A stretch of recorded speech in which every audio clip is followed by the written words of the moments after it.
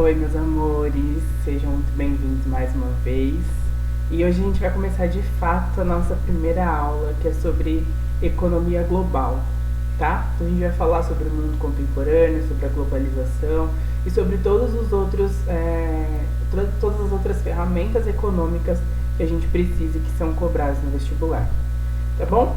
Então a gente vai começar lá nos primórdios da humanidade, quando a gente ainda tinha o meio natural. Isso vai lá desde a pré-história, né, até meados ali do século XVIII. E a gente chama então de meio natural. E o que é o meio natural? O meio natural é que o homem tem pouco impacto sobre a natureza. Ou seja, o homem usava a natureza não como forma de degradá-la, né? Tirava dela apenas o que era necessário para a sua sobrevivência e conseguia repor. Então ele plantava suas árvores para conseguir ter uma colheita mais para frente, né? Ele preservava as águas porque dali vinham os peixes e é ali que ele ia comer, tá certo? Então assim, o impacto nocivo do homem sobre a natureza de fato era muito pouco, né? E a natureza então que ditava o ciclo econômico. Como a gente não tinha máquina, como a gente não tinha nenhuma tecnologia avançada para conseguir acelerar todo o processo natural, todo o processo de colheita, todo o processo de preparação de alimentos, enfim. Então o homem dependia do tempo da natureza. Então precisava esperar a época certa para colher, precisava esperar o momento certo para plantar, o momento certo de caçar, e isso demandava um pouco de tempo, tá? Então o poder de restauração da natureza era muito maior, porque o poder predativo do homem era de fato muito menor, né? O homem predava menos a natureza. Isso então ficou conhecido como meio natural, aquele primeiro meio lá nos primórdios da humanidade, desde o período neolítico até o século XVIII, quando a gente passou para o meio técnico. E o que foi o meio técnico? O meio técnico é quando começou a surgir, de fato, a primeira indústria, né? As primeiras manifestações de uma tecnologia que facilitaria um pouco mais a vida das pessoas, né? Então a gente costuma relacionar o meio técnico com a primeira revolução industrial, já ali com uma máquina para acelerar a produção, né? Então a máquina a vapor, sobretudo ali na Inglaterra, na região da Inglaterra, com a indústria têxtil, que vocês vão ver tanto na história geral como comigo na próxima aula. Foi a primeira indústria e o primeiro lugar em que surgiu, né, o palco da revolução industrial. E aí começou-se a observar um processo de modernização da cidade muito atrelado a esse surgimento da indústria, né? Porque se eu coloco uma indústria ali, eu preciso de trabalhadores para ela. E não necessariamente os trabalhadores vão estar morando ali ao redor da minha indústria, mas eu preciso que eles estejam próximos a ela, ou que pelo menos cheguem rápido ali ao local de trabalho. Então eu começo a modernizar todos os meios de transporte, eu começo a modernizar o meio de escoamento da produção, né? Começa a modernizar as relações de trabalho, e isso mais pra frente a gente vai ver que na verdade foi modernizada para depois ser precarizada, tá bom? Então, logo depois desse meio técnico, a gente chega no que a gente chama de meio técnico-científico, ali agregando já no período da segunda revolução industrial. E o que foi esse meio técnico-científico? Foi aquele meio que estava preocupado em aperfeiçoar ainda mais as máquinas e ainda mais as tecnologias que essas máquinas tinham. Então eu começo a investir muito mais em uma tecnologia um pouquinho mais de ponta, um pouquinho mais fina, para conseguir produzir em maior escala, de uma forma um pouco mais rápida e uma forma um pouco mais barata e lucrativa, tá bom?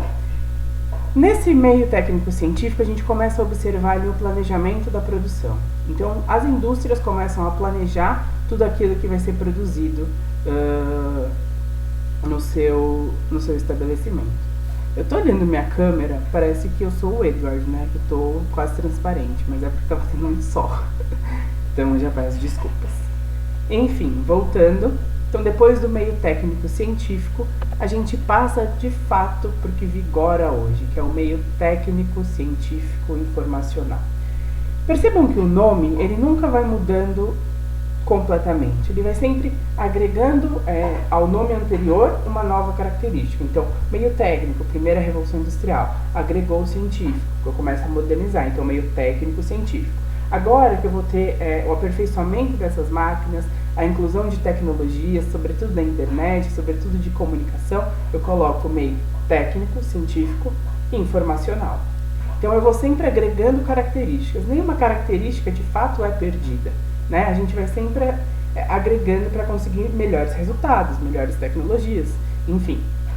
E esse período que corresponde ali à terceira revolução industrial, então ele foi basicamente o que eu já falei, né? O aperfeiçoamento das máquinas, das tecnologias, sempre buscando melhorar, sempre buscando ser mais lucrativo, sempre buscando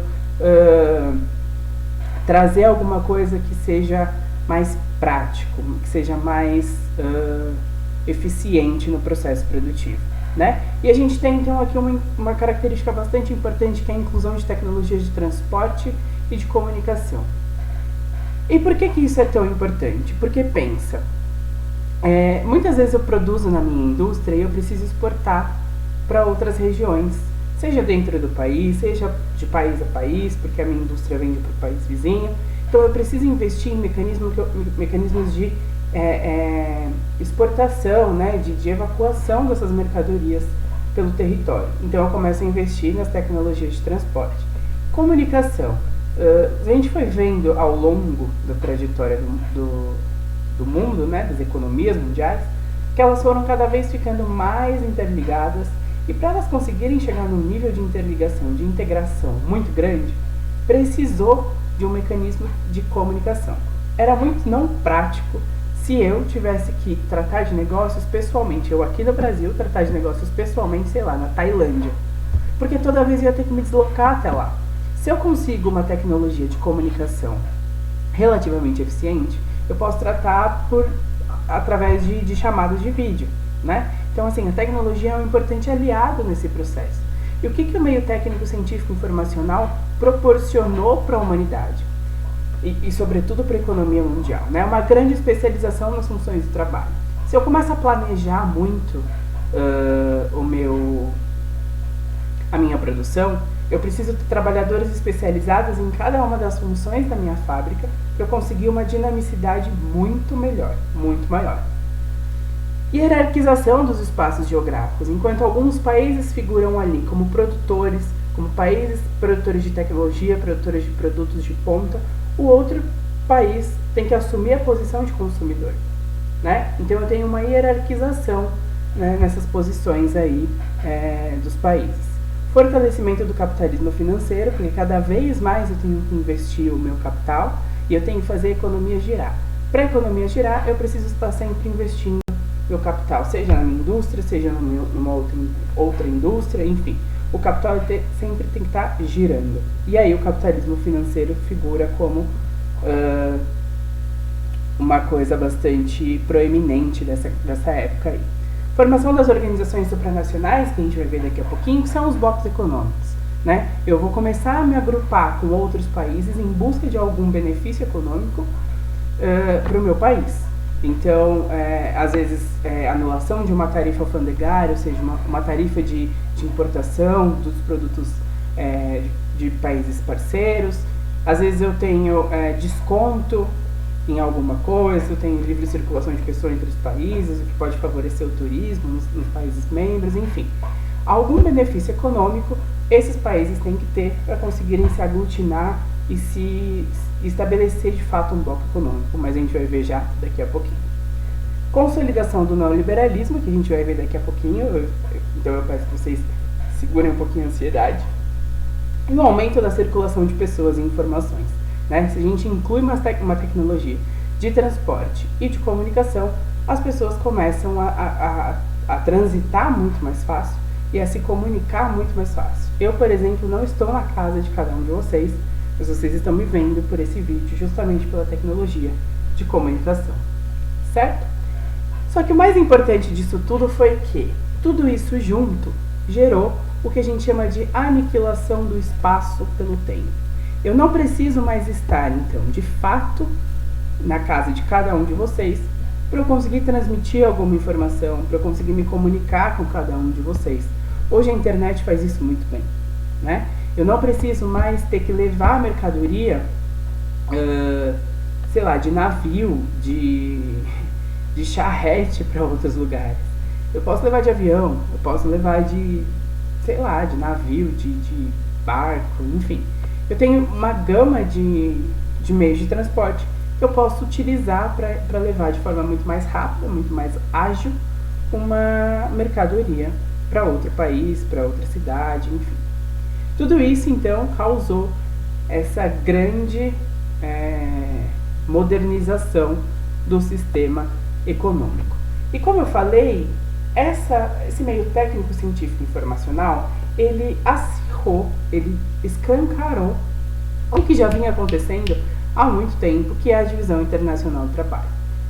Sempre na humanidade, os países tiveram que se hierarquizar, né? Então, um país seria, sei lá, o colonizador, o outro seria a colônia. Um país seria o produtor de tecnologias, o outro o exportador de commodities.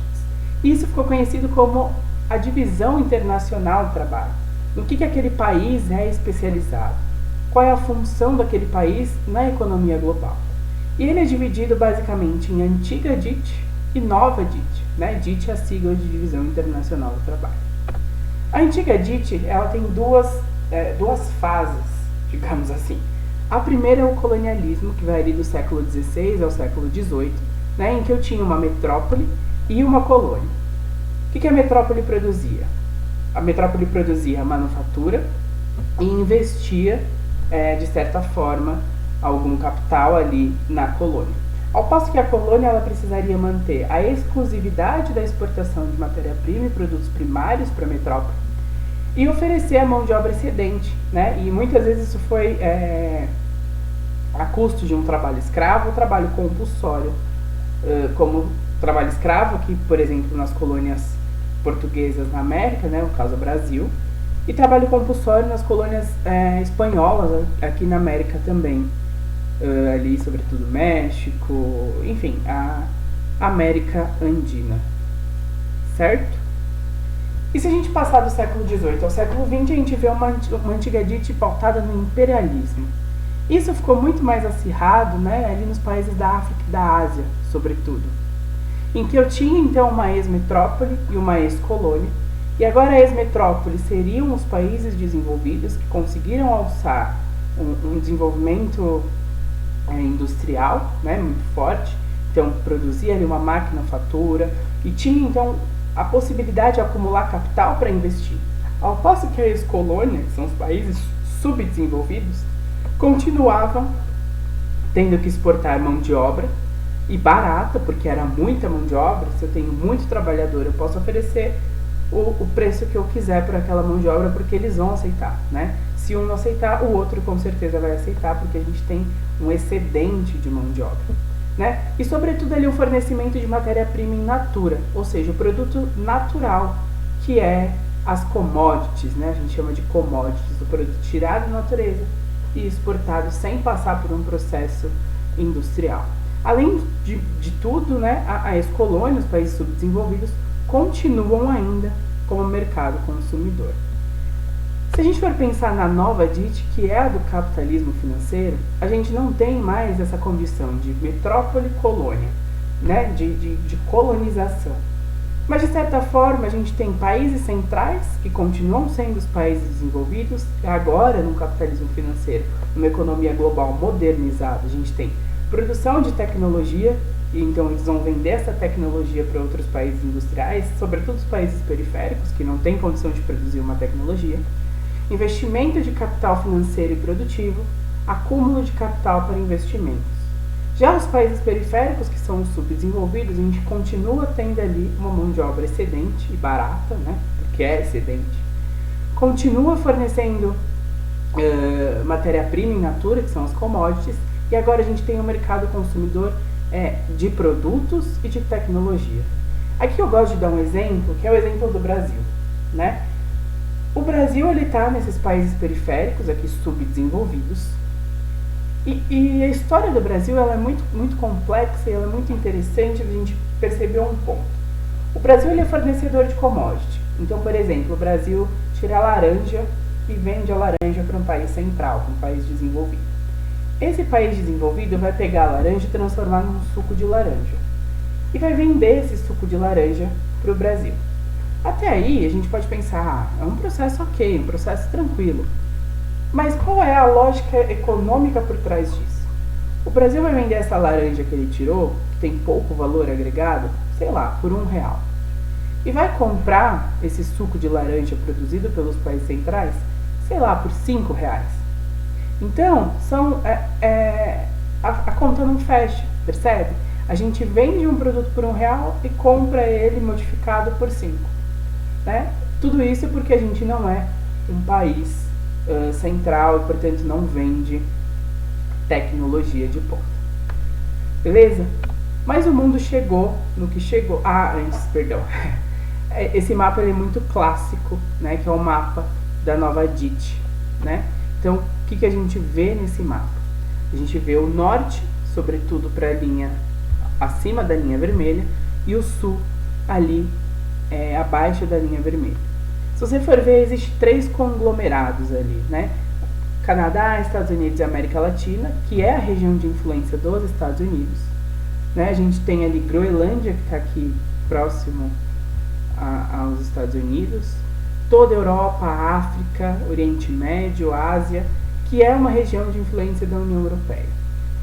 E ali a região da Ásia, da Oceania, Japão, China, que é a área de influência do Japão / China. Né? A China está crescendo cada vez mais e ampliando ali sua área de influência. Embora a China esteja nesse mapa no sul, tá?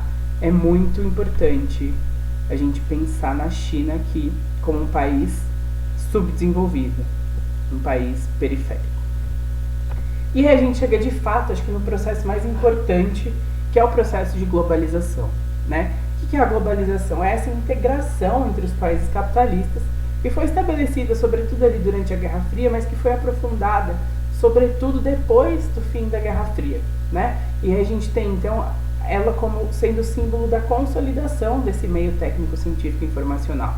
Porque para os países estarem integrados, mais uma vez, eles precisam ter todo o mecanismo de comunicação, todo o mecanismo de transporte bem estruturado, bem delimitado, né? E aí, de fato, a gente tem um destaque para essa tecnologia de transporte, comunicação e, sobretudo, a formação dos blocos econômicos, que são organizações econômicas entre esses países que preconiza, que precisa de um benefício econômico para todos aqueles participantes. Só se todos os participantes tiverem algum benefício econômico que a gente vai formar, a gente vai ter a formação ali dos blocos econômicos. E quais são os blocos econômicos? A gente tem a zona de livre comércio, né, que ela é o mais primitivo dos blocos, é a forma de integração mais simples que existe, que tem a finalidade de reduzir ou eliminar as taxas alfandegárias entre os países membros, que é o que eu falei para vocês, né, reduzir imposto de entrada, de saída de produtos, né, e estimular o comércio ali entre os países. Ao passo que se a gente for andando um pouquinho mais nessa linha evolutiva, digamos assim, a gente chega na União Aduaneira, que tem, além de reduzir o preço dos produtos que é comercializado entre os países membros, ele torna esses produtos muito mais caros para países que não estão dentro desse bloco, tá? Esse é o caso do Mercosul, que a gente vai ver na aula de América, e a gente vai exemplificar daqui a pouquinho no mapa. Andando mais um pouquinho ali na linha, a gente chega no mercado comum, que já é um nível um pouco mais avançado, né? Com uma livre circulação de pessoas, produtos, bens, capital, né? E existe uma fronteira, na verdade não existe uma fronteira entre esses países membros. Eles são livres para circular pessoas, circular produtos, enfim. Aí a gente chega, acho que no nível mais integrativo dos blocos econômicos, que é a União Política e Monetária. A gente tem o mercado comum, é um mercado comum, que aprofundou ainda mais esses níveis de integração.